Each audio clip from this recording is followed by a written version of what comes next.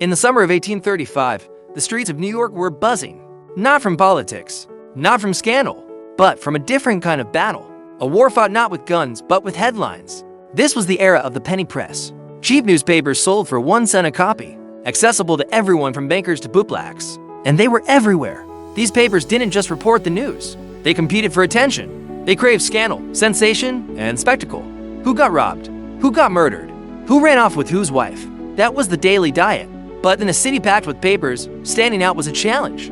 That's where the Sun came in. Founded just 2 years earlier in 1833, the Sun was scrappy, young, and hungry. Its motto, "It shines for all." And it really wanted to shine brighter than the competition. The man at the center of it all was Richard Adams Locke.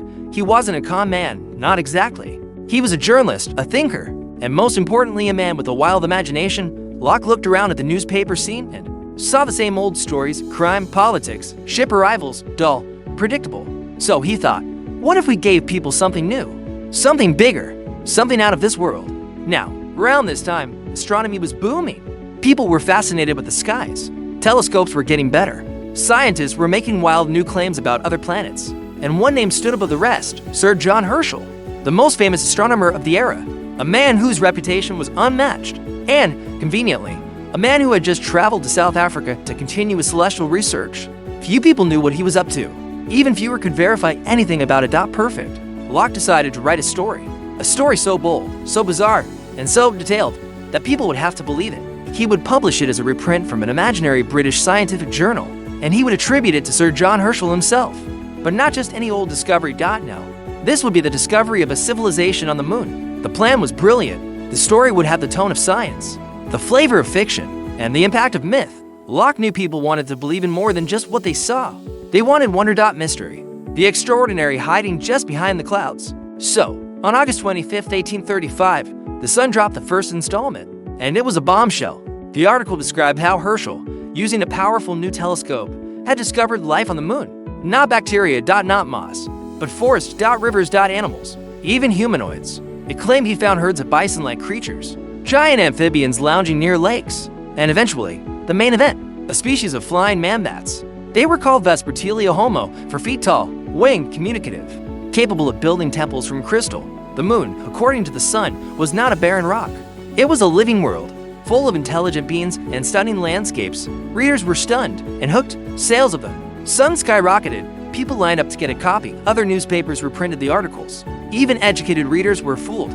The story was written with such technical detail, scientific jargon, and credibility, it became nearly impossible to dismiss. And Richard Adams Locke, he stayed quiet, let the story grow, let the city buzz. He didn't expect people to believe it forever, but he also didn't expect it to go global.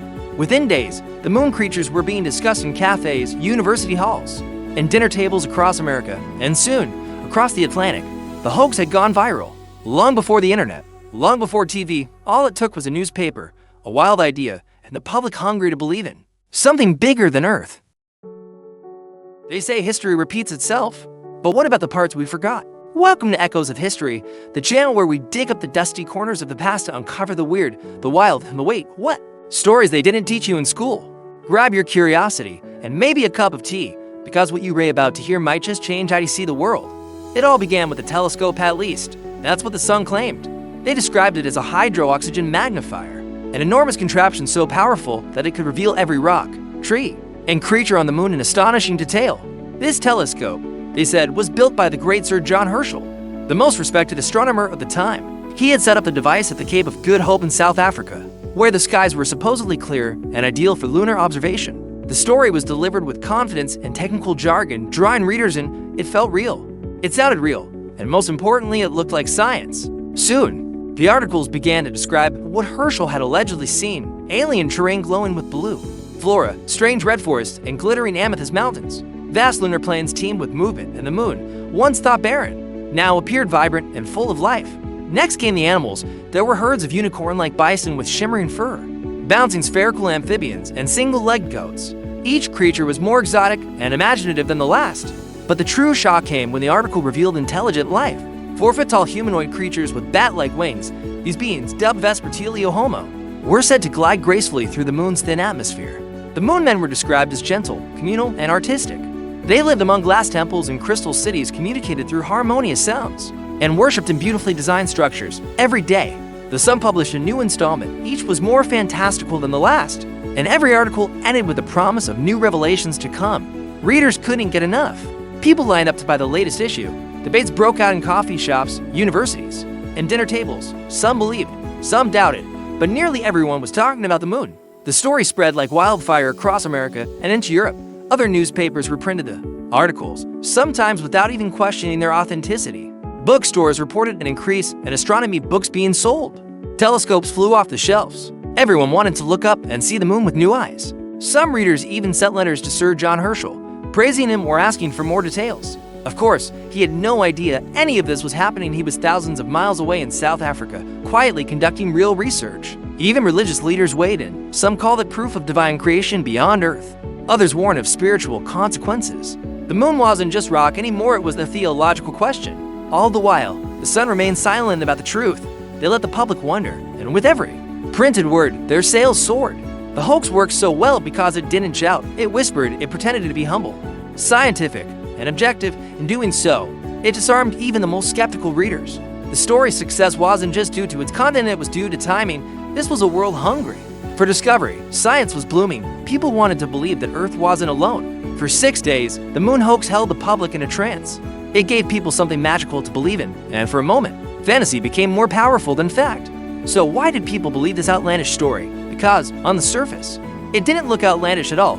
It looked like science. Each article was written in the calm, rational voice of a scientist sharing revolutionary findings. The tone was measured, technical, and sprinkled with Latin terms, fake citations, and references to real institutions. They cited the Edinburgh Journal of Science, a real publication that had already gone defunct. Most readers didn't know that. They mentioned Sir John Herschel, whose reputation added serious weight. After all, who would question the most famous astronomer in the world?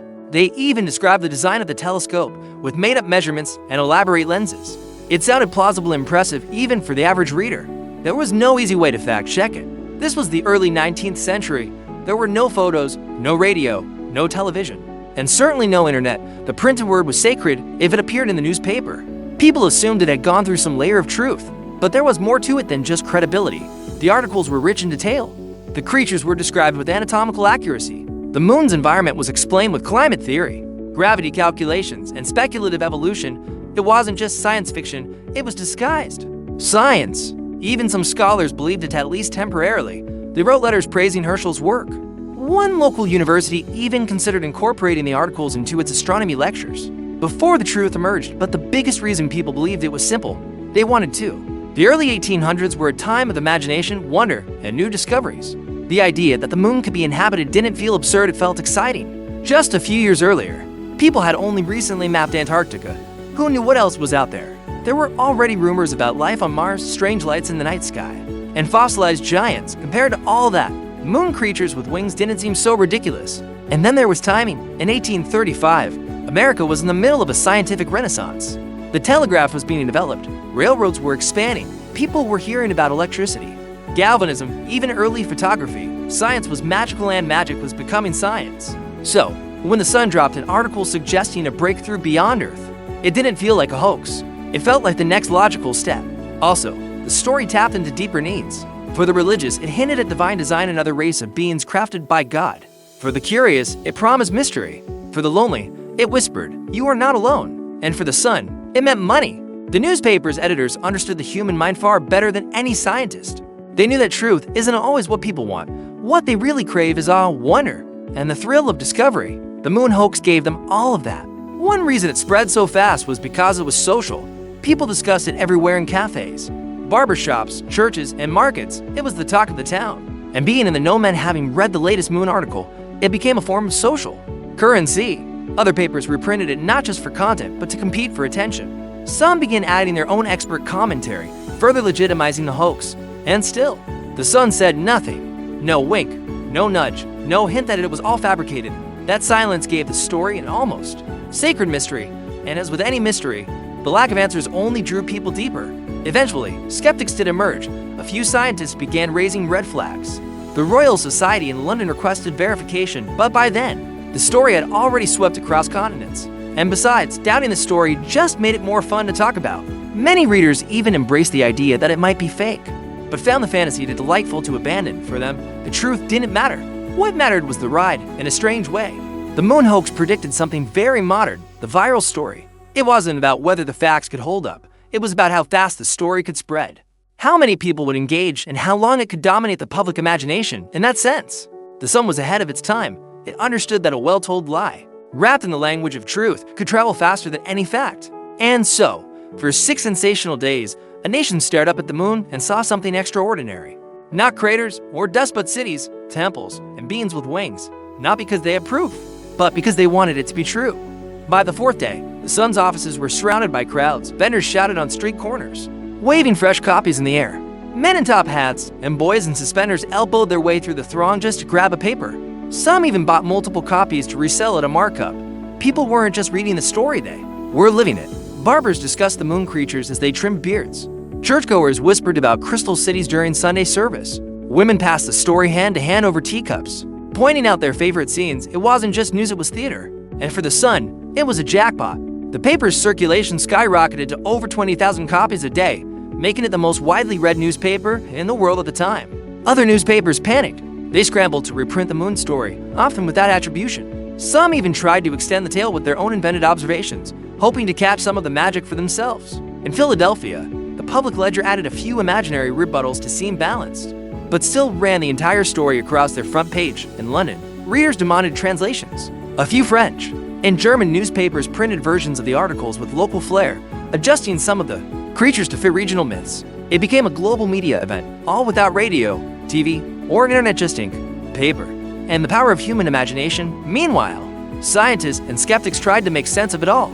Letters poured into universities and observatories. Some asked for confirmation, others simply offered congratulations. The Royal Society in London, baffled by the sudden buzz, formally contacted Sir John Herschel to request a report.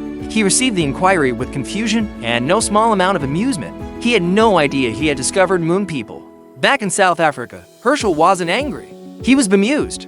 He hadn't written anything of the sort, nor had he communicated with any journalist in America. When the truth came out, he reportedly laughed, though he did express mild concern about the use of his name. Without permission, even with those seeds of doubt, the hoax held strong for nearly a full week. Every new installment fed the frenzy, and readers became emotionally invested. Children began drawing about people with crayons. Toy makers sold moon-themed trinkets. One theater even staged a short play called Love Among the Moon Men. A few eccentric thinkers went even further. They tried to connect the Vespertilio Homo to ancient myths. One preacher claimed that Ezekiel's vision of winged beings was actually a prophecy about moon creatures. The story had taken on a life of its own. Some believed it, some knew better, but no one could deny its grip on the public. And then just like that, it ended. After 6 installments, the Sun stopped publishing new chapters. No explanation, no retraction, just silence. There was no dramatic reveal, no apology, no confession, and somehow, that made the hoax even more legendary. By the 7th day, the magic began to crack. Whispers started to ripple through New York's intellectual circles. A few astronomers quietly admitted they had never heard of the Edinburgh Journal of Science despite it being heavily cited. Others noted that no one had ever seen the mysterious Dr. Andrew Grant, the supposed assistant to Herschel who wrote the reports. In fact, no records of his existence could be found. Then came the real kicker. Some observatories tried to verify the lunar findings using their own telescopes. Predictably, they saw nothing but dust, craters, and shadows. The exotic forests missing. The glass pyramids, not a trace. The Bat People, nowhere to be found. For the first time, the public began to ask questions, and slowly, the truth emerged. The entire story had been penned by a man named Richard Adams Locke, a writer and editor at The Sun. Locke had originally intended the articles as satire, a clever jab at overly sensational scientific claims that had become popular at the time. He was mocking writers who blurred the line between science and fiction, such as Reverend Thomas Dick, who genuinely claimed that all planets were inhabited. But Locke underestimated one thing: how badly people wanted to believe. Instead of being recognized as satire, the story was taken as gospel, and when the Sun saw its circulation explode, they made a choice: let the fantasy run. For 6 days, they stayed quiet. No corrections, no clarifications, just sales. But now that readers were catching on, the hoax became harder to defend. Finally, the truth spilled. A rival newspaper, the New York Herald, ran a scathing expose accusing the Sun of fraud. They pointed directly to Locke and challenged him to confess. Locke denied it at first, but the evidence kept piling up. A few weeks later, he quietly admitted authorship but framed it as literary satire misunderstood by the masses. He claimed he never meant to deceive anyone. He was just having a bit of fun. He said the public just happened to take it too seriously. But was that really the full story? Some historians argue that the Sun's management knew exactly what they were doing. They saw the attention, the money, the buzz, and decided to ride the wave. Others point to how long the paper stayed silent and how they never once suggested the articles were fictional. In fact, they only admitted the truth after being caught. For some, that was the most damning part. Readers felt betrayed. They had debated, dreamed, imagined, and now it was all a fabrication. Yet even then, many people didn't seem angry. Surprisingly, a large part of the public embraced the hoax. Not with outrage, but with admiration. They laughed. They marveled at the cleverness, and most of all, they respected the spectacle. Because in a strange way, the moon hoax wasn't just a lie, it was a cultural event. It had brought people together, it had stirred wonder, and it had shown just how powerful a story could be when wrapped in the language of truth. In fact, some readers didn't even want it to be false. To them, the idea of bat people and lunar temples was more thrilling than any real science. And once the curtain was pulled back, reality felt dull in comparison. What's even more fascinating is that Locke didn't lose his job. He continued to write for The Sun and remained respected in literary circles. Some even hailed him as a genius and early pioneer of science fiction. He may have fooled the world, but he also entertained it. And in the eyes of many, that was enough. Over time, the moon hoax became a kind of legend. Teachers taught it in schools. Lecturers analyzed it as media manipulation. It was cited in books and plays for decades to come. It became the benchmark for every media stunt that followed, a blueprint for how to make the unbelievable feel undeniable. The moon hoax didn't die, it transformed. Even after the truth came out, people continued to talk about it, not with outrage, but with a kind of nostalgic affection. It became part of the folklore of journalism, a tale passed from one generation to the next. Not as a scandal, but as a clever trick that nearly fooled the world. It was taught in schools as an example of media literacy before that term even existed. For journalists, it became a case study. Some called it unethical. Others saw it as brilliant marketing. But no one denied its power, because what The Sun did wasn't just a prank, it rewrote the rules of modern media. It proved that storytelling could be more influential than facts. It showed how language, tone, and confidence could make even the most absurd ideas seem credible. And it highlighted something we still wrestle with today. People don't always want the truth, they want wonder. The moon hoax foreshadowed the rise of sensationalism in newspapers. What we now call clickbait had its roots in stories like this. Writers realized that emotion sells, imagination sells, and if you mix just enough truth into the fiction, people will believe what they want to believe. Richard Adams Locke, the hoax's author, never became a household name, but in a way, he was the first viral storyteller, long before social media, long before blogs. He engineered a narrative that spread like wildfire on nothing but paper and ink. And Sir John Herschel, he handled it all with grace. Though briefly annoyed that his name was used without consent, he later joked about it in letters. He became somewhat amused that he had discovered a whole civilization without ever knowing it. His real legacy as one of the great astronomers of the 19th century remained intact. The hoax didn't damage his reputation. If anything, it made him more famous. And The Sun, they never formally apologized, but they didn't have to. Their circulation remained high. Readers forgave them. Some even thanked them for giving the world a week of excitement, imagination, and shared astonishment. Over the decades, the moon hoax inspired artists, writers, and filmmakers. Jules Verne, the father of science fiction, cited it as an influence. H.G. Wells followed in that path. Even early silent films about space exploration carried echoes of bat people and lunar temples. In a very real sense, the hoax helped shape science fiction as a genre. It planted the idea that space could be inhabited not just by strange beings, but by entire cultures, cities, and philosophies, that the moon, Mars, or beyond could be home to versions of ourselves. Curious, flawed, and beautiful. And what about today? We live in an age where misinformation spreads faster than ever. Deepfakes, conspiracy theories, and AI-generated content can blur the line between real and fake within seconds. But the moon hoax reminds us that this isn't new. Long before the internet, before Photoshop, before chat, people were already falling in love with illusions. Because the truth is, facts have never been enough on their own. What moves people, what truly captures their attention is a story. And that's what The Sun delivered in 1835. A story of life on the moon. A story of flying Batmen and glass cathedrals. A story that made people look up at the night sky and wonder. Not because they were stupid, not because they were gullible, but because they were human. And being human means craving mystery, meaning, and magic even when none exists. So, next time you see something unbelievable online, something that seems magical to be true, remember the moon hoax. Remember how easily stories can blur into belief, and how sometimes we don't need aliens or bad people to be fooled. We just need a really good story. That's it for today's Forgotten Tale. If this story made you raise an eyebrow or So don't forget to like, subscribe, and ring that dusty little bell so you never miss another echo from the past. Drop it in the comments. We're always listening for new echoes. Got a weird bit of history you think we should cover? Until next time, keep your curiosity loud and your history weird. That's it for today's Forgotten Tale. If this story made you